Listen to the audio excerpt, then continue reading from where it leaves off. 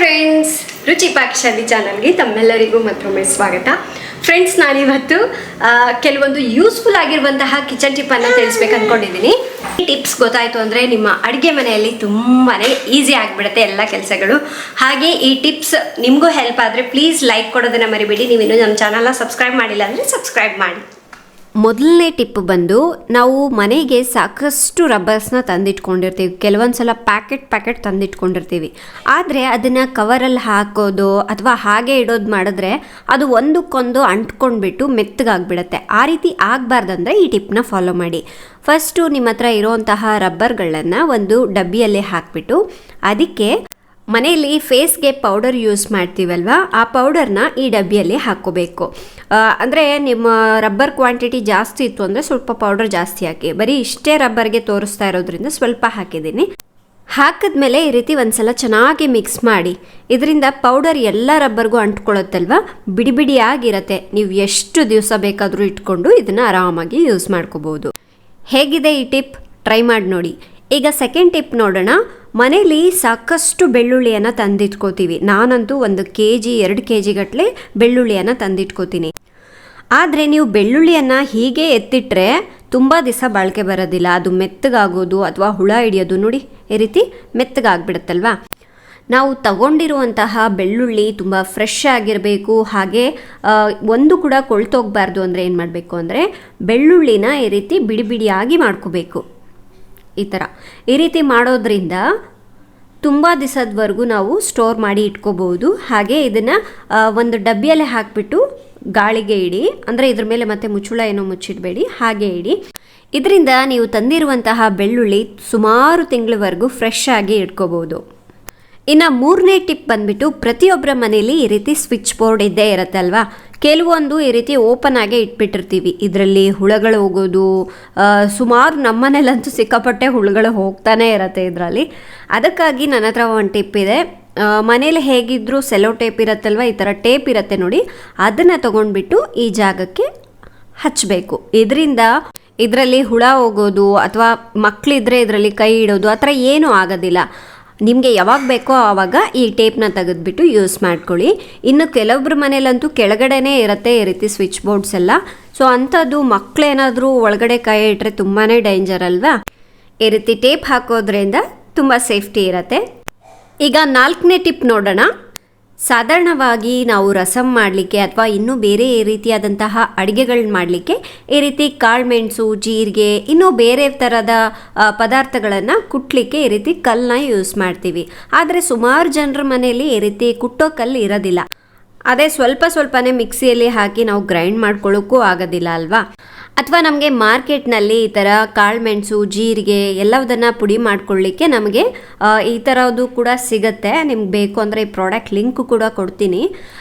ಇದು ಕೂಡ ಇಲ್ಲ ಮನೇಲಿ ಹೇಗೆ ನಾವು ಈಸಿಯಾಗಿ ಈ ಕಾಳುಮೆಣಸು, ಜೀರಿಗೆನ ಕುಟ್ಕೋಬಹುದು ಅಂತ ತೋರಿಸ್ತೀನಿ ನೋಡಿ. ಮನೇಲಿ ನೀರು ಕುಡಿಯೋ ಲೋಟ ಇರತ್ತಲ್ವ, ಈ ರೀತಿ ಉದ್ದವಾದ ಲೋಟನ ತೊಗೊಂಡ್ಬಿಟ್ಟು ಅದರಲ್ಲಿ ನಿಮಗೆ ಜೀರಿಗೆ ಬೇಕೋ, ಕಾಳುಮೆಣಸು ಬೇಕೋ ಅಥವಾ ಸಾಸಿವೆ ಬೇಕೋ, ಯಾವ ಪದಾರ್ಥನಾದರೆ ನೀವು ಕುಟ್ಟಿ ರೆಡಿ ಮಾಡ್ಕೋಬೇಕು ಅಂದ್ಕೊಂಡಿದ್ದೀರಲ್ವ, ಅದನ್ನು ಲಟ್ಟಣಿಗೆಯಿಂದ, ಅಂದರೆ ಚಪಾತಿ ಮಾಡ್ತೀವಲ್ವ, ಇದರಿಂದ ಈ ರೀತಿ ಕುಟ್ಕೋಬೇಕು. ಈ ರೀತಿ ಕುಟ್ಟುವಾಗ ಕಾಳುಮೆಣಸು, ಜೀರಿಗೆ ಯಾವುದೇ ಪದಾರ್ಥ ಆಗಲಿ ಹೊರ್ಗಡೆ ಸಿಡಿಯೋದಿಲ್ಲ. ಈ ರೀತಿ ನೀರು ಕುಡಿಯೋ ಲೋಟದಲ್ಲಾದರೆ ನೀವು ಕುಟ್ಲಿಕ್ಕೂ ಈಸಿ ಆಗಿರುತ್ತೆ. ನೋಡಿ, 1 ನಿಮಿಷದಲ್ಲಿ ಎಷ್ಟು ಚೆನ್ನಾಗಿ ಕಾಳುಮೆಣಸನ್ನು ಪುಡಿ ಮಾಡ್ಕೋಬೋದು ಅಂತ. ಇದೇ ರೀತಿಯಾಗಿ ನೀವು ಯಾವುದೇ ಪದಾರ್ಥವನ್ನಾಗಲಿ ಕುಟ್ಟಿ ಪುಡಿ ಮಾಡ್ಕೋಬೋದು. ಹೇಗಿದೆ ಈ ಟಿಪ್ ನನಗೂ ತುಂಬ ಇಷ್ಟ. ಫಸ್ಟೆಲ್ಲ ನಾನು ಇದನ್ನೇ ಫಾಲೋ ಮಾಡ್ತಾ ಇದ್ದೆ. ನಿಮ್ಗೆ ಹೇಗೆ ಅನ್ನಿಸ್ತು ಅಂತ ದಯವಿಟ್ಟು ನನಗೆ ಕಾಮೆಂಟ್ ಮಾಡಿ ತಿಳಿಸಿ. ಈಗ ನೆಕ್ಸ್ಟ್ ಟಿಪ್ ನೋಡೋಣ. ನಾವು ಕೆಲವೊಂದು ಸಲ ಮಾರ್ಕೆಟಲ್ಲಿ ರೇಟ್ ಕಡಿಮೆ ಇತ್ತು ಅಥವಾ ನಾವು ರೆಗ್ಯುಲರ್ ಆಗಿ ಸಲಾಡ್ ತಿನ್ನೋರಾಯಿತು ಅಂದರೆ ಈ ರೀತಿ ಕ್ಯಾರೆಟ್ ಜಾಸ್ತಿ ತಂದಿಟ್ಕೋತೀವಿ. ನಾನಂತೂ ಇತ್ತೀಚೆಗೆ ಸಲಾಡ್ ಎಲ್ಲ ಜಾಸ್ತಿ ತಿಂತಾಯಿದ್ದೀನಿ, ವೆಯ್ಟ್ ಲಾಸ್ ಮಾಡ್ತಾಯಿದ್ದೀನಲ್ವ. ಆದರೆ ಇದನ್ನು ಸ್ಟೋರ್ ಮಾಡಿ ಇಡೋದು ಹೇಗೆಪ್ಪ? ತುಂಬ ದಿವಸ ಕೊಳಿಬಾರ್ದು, ಚೆನ್ನಾಗಿ ಫ್ರೆಶ್ ಆಗಿರಬೇಕು ಅಂದರೆ ಈ ಟಿಪ್ನ ಫಾಲೋ ಮಾಡಿ. ಕ್ಯಾರೆಟನ್ನು ತೊಳಿದೇನೆ ಈ ರೀತಿ ಮುಂದೆ ಮತ್ತು ಹಿಂದೆ ಕಟ್ ಮಾಡ್ಕೋಬೇಕು. ಇದೇ ರೀತಿ ಎಲ್ಲ ಕ್ಯಾರೆಟ್ನು ಕಟ್ ಮಾಡ್ಕೊಳ್ಳಿ. ಈ ತುದಿ ಭಾಗ ಅಥವಾ ಮುಂದಿನ ಭಾಗ ಇತ್ತು ಅಂದರೆ ಕ್ಯಾರೆಟ್ ಬೇಗನೆ ಕೊಳ್ತೋಗ್ಬಿಡತ್ತೆ. ಇದನ್ನು ನೀವು ಒಂದು ಪ್ಲಾಸ್ಟಿಕ್ ಕವರ್ನಲ್ಲೋ ಅಥವಾ ಒಂದು ಏರ್ ಟೈಟ್ ಕಂಟೈನರ್ನಲ್ಲೋ ಹಾಕಿಟ್ಕೊಂಡ್ಬಿಟ್ಟು ಸ್ಟೋರ್ ಮಾಡಿ ಇಡ್ಬೋದು. ಇದರಿಂದ ನೀವು 1 ಮಂತ್ವರೆಗೂ ಕ್ಯಾರೆಟ್ ಈ ರೀತಿ ಸ್ಟೋರ್ ಮಾಡಿದ್ರು ಏನೂ ಆಗೋದಿಲ್ಲ. ಆದಷ್ಟು ನೀರು ಹೋಗ್ದಲೇ ನೋಡ್ಕೊಳ್ಳಿ. ಇನ್ನು ನೆಕ್ಸ್ಟ್ ಟಿಪ್ ನೋಡೋಣ. ಕೆಲವೊಂದು ಸಲ ನಾವು ಚಪಾತಿ ಈ ರೀತಿ ರೆಡಿ ಮಾಡಿಬಿಟ್ಟು ಅದು ಸುಡೋದು ಸ್ವಲ್ಪ ಲೇಟ್ ಆದರೂ ಕೂಡ ಅಥವಾ ಹಿಟ್ಟು ಸ್ವಲ್ಪ ಮೆತ್ತಗೆ ಕಲಿಸ್ಕೊಂಡ್ರು ಕೂಡ ಈ ರೀತಿ ಒಂದಕ್ಕೊಂದು ಅಂಟ್ಕೊಂಡ್ಬಿಟ್ಟಿರುತ್ತಲ್ವಾ, ಮತ್ತೆ ಈ ಚಪಾತಿನ ಉಂಡೆ ಮಾಡಿ ಲಟ್ಸ್ಬೇಕು ಅಂದರೆ ಎಲ್ಲ ಡಬಲ್ ಕೆಲಸ. ಹಾಗೆ ಚಪಾತಿ ಕೂಡ ಗಟ್ಟಿ ಆಗತ್ತಲ್ವಾ. ಆದರೆ ಈ ಟಿಪ್ನ ಫಾಲೋ ಮಾಡಿ. ಫಸ್ಟ್ ಹಂಚನ್ನ ಬಿಸಿ ಮಾಡ್ಕೊಂಡ್ಬಿಟ್ಟು ಚಪಾತಿನ ಹಾಕ್ಕೊಳ್ಳಿ. ಈಗ ಎಣ್ಣೆ ಏನು ಅಪ್ಲೈ ಮಾಡೋದು ಬೇಡ. ಒಂದು 10-15 ಸೆಕೆಂಡ್ಸ್ ಆದಮೇಲೆ ನಿಧಾನಕ್ಕೆ ಈ ರೀತಿ ತಿರುಗಿ ಹಾಕ್ಕೋಬೇಕು. ಇನ್ನೊಂದು ಸೈಡ್ ಕೂಡ 10 ಸೆಕೆಂಡ್ಸು ಆದಮೇಲೆ ಎರಡೂ ಕಡೆನೂ ಈ ರೀತಿ ತಿರುಗಿ ಹಾಕಿದ್ಮೇಲೆ ಈಗ ನಿಧಾನಕ್ಕೆ ತೆಗಿರಿ. ಈಸಿಯಾಗಿ ಬರುತ್ತೆ. ಸ್ವಲ್ಪ ಬಿಸಿ ಇರುತ್ತೆ, ಕೇರ್ಫುಲ್ಲಾಗಿ ತೆಗಿಬೇಕು. ನೋಡಿ ಎಷ್ಟು ಈಸಿಯಾಗಿ ಬರ್ತಾ ಇದೆ ಅಲ್ವಾ. ಅಥವಾ ನಿಮಗೆ ಈ ರೀತಿ ತೆಗಿಲಿಕ್ಕೆ ಕಷ್ಟ ಆದರೆ ನೋಡಿ ಈ ಥರ ಸೌಟ್ ಇಟ್ಬಿಟ್ಟು ಒಂದು ಕೈನಿಂದ ಚಪಾತಿನ ತೆಗಿರಿ, ಈಸಿಯಾಗಿ ಬರುತ್ತೆ. ಈಗ ಈ ರೀತಿ ತೆಗ್ದಿರೋಂತಹ ಚಪಾತಿಗೆ ಎಣ್ಣೆನ ಹಚ್ಬಿಟ್ಟು ಎರಡೂ ಕಡೆನೂ ಈ ಥರ ಬೇಯಿಸ್ಕೋಬೇಕು. ತುಂಬ ಈಸಿ ಆಗುತ್ತಲ್ವಾ, ಡಬಲ್ ಕೆಲಸನೂ ಇರೋದಿಲ್ಲ, ಟೈಮ್ ಕೂಡ ಸೇವ್ ಆಗುತ್ತೆ. ಈ ರೀತಿ ಒಂದಲ್ಲ ಎರಡಲ್ಲ ಎಷ್ಟೇ ಚಪಾತಿ ಒಂದಕ್ಕೊಂದು ಅಂಟ್ಕೊಂಡಿದ್ರು ಈ ಥರ ಸ್ವಲ್ಪ ಬಿಸಿ ಮಾಡಿ ತೆಗಿಯೋದ್ರಿಂದ ಈಸಿಯಾಗಿ ಬರುತ್ತೆ. ನೋಡಿದ್ರಲ್ವಾ ಫ್ರೆಂಡ್ಸ್, ಇವತ್ತಿನ ಕಿಚನ್ ಟಿಪ್ಸ್ ತಮಗೆ ಯಾವ್ದು ಇಷ್ಟ ಆಯಿತು ಅನ್ನೋದನ್ನ ದಯವಿಟ್ಟು ನನಗೆ ಕಮೆಂಟ್ ಮಾಡಿ ತಿಳಿಸಿ. ಆ್ಯಂಡ್ ಇನ್ನೂ ಈ ರೀತಿ ಒಳ್ಳೆ ಟಿಪ್ಸ್ಗಳನ್ನು ನಾನು ನಿಮ್ಮ ಹತ್ರಕ್ಕೆ ತರ್ತಾ ಇರ್ತೀನಿ. ಹಾಗಾಗಿ ಮಿಸ್ ಮಾಡದೆ ನಮ್ಮ ರುಚಿ ಪಾಕಶಾಲೆ ಚಾನಲ್ನ ನೋಡ್ತಾ ಇರಿ. ಆ್ಯಂಡ್ ನಿಮ್ಮ ಮನೆಗೆ ಯಾವ ಕಿಚನ್ಗೆ ಟಿಪ್ಸ್ ಬೇಕು ಅನ್ನೋದನ್ನು ನನಗೆ ಕಮೆಂಟ್ ಮಾಡಿ, ಅದಕ್ಕೂ ಕೂಡ ನಾನು ಆದಷ್ಟು ಬೇಗ ವಿಡಿಯೋ ಮಾಡ್ತೀನಿ.